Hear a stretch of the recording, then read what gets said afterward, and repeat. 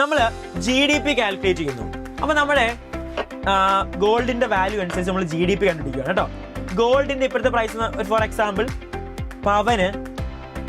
ഗ്രാമിനൊരു 10 രൂപ, 10,000 രൂപ, അതിൽ കൂടുതലാണ്. ഗ്രാമിന് 10,000 രൂപയാണ് ഇന്നത്തെ ഗോൾഡിന്റെ പ്രൈസ്. കറണ്ട് പ്രൈസ് ഇപ്പോഴത്തെ, ഞാനിപ്പം GDP കണ്ടുപിടിക്കുകയാണ്, നമ്മുടെ ഇന്ത്യയുടെ GDP കണ്ടുപിടിക്കാൻ പോവുകയാണ്. ഇപ്പോഴത്തെ പ്രൈസ് അനുസരിച്ച്, കറണ്ട് വാല്യൂ അനുസരിച്ച്, കറണ്ട് പ്രൈസ് അനുസരിച്ചാണ് ഞാൻ GDP കണ്ടുപിടിക്കുന്നതെന്നുണ്ടെങ്കിൽ അതിനെയാണ് നമ്മൾ എന്ത് വിളിക്കുന്നത്? നോമിനൽ GDP എന്ന് വിളിക്കുന്നത്. നോമിനൽ GDP എന്ന് പറഞ്ഞാൽ എന്താണ്? കറണ്ട് ഇയർ പ്രൈസ്, ഇപ്പോഴത്തെ യഥാർത്ഥമായിട്ടുള്ള പ്രൈസ് അനുസരിച്ച് GDP കാൽക്കുലേറ്റ് ചെയ്യുന്നതാണ് നോമിനൽ GDP എന്ന് പറഞ്ഞാൽ.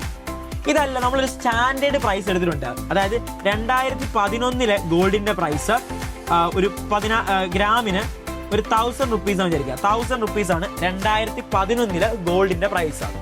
അതാണ് നമ്മൾ സ്റ്റാൻഡേർഡ് എന്ന് പറഞ്ഞെടുത്ത് വെച്ചിട്ടുള്ളത്. ഏത് വർഷം ആയാലും 2030 ആയാലും നമ്മുടെ സ്റ്റാൻഡേർഡ് പ്രൈസ് എന്ന് പറയുന്നത് 2011 പ്രൈസ് ആണെന്ന് വിചാരിക്കുക. ആണ് ബേസ് പ്രൈസ്. നമ്മളൊരു ബേസ് ആയിട്ട് എടുക്കുന്നത് ബേസ് പ്രൈസ് ആണ്. ഈ ബേസ് പ്രൈസ് അനുസരിച്ചാണ് നമ്മൾ GDP കാൽക്കുലേറ്റ് ചെയ്യുന്നുണ്ടെങ്കിൽ അതിനെ റിയൽ GDP എന്ന് വിളിക്കുന്നു.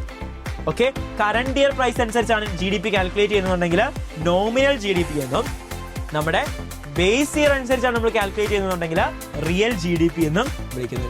GDP deflator. ഈ നോമിനൽ GDPയുടെയും റിയൽ GDPയുടെയും റേഷ്യോയാണ് നമ്മൾ എന്ത് വിളിക്കുന്നത്? GDP ഡിഫ്ലേറ്റർ എന്ന് വിളിക്കുന്നത്. നോമിനൽ GDP നമ്മൾ ക്യാപിറ്റൽ ലെറ്റർ GDP എന്നും റിയൽ GDPനെ നമ്മൾ സ്മോൾ ലെറ്റർ GDP എന്നാണ് പറയുന്നത്. അപ്പം ഇതിന്റെ രണ്ടിന്റെ ഫ്രാക്ഷൻ ഇൻറ്റു 100 ചെയ്യുമ്പോൾ GDP ഡിഫ്ലേറ്റർ നമുക്ക് കിട്ടുന്നു.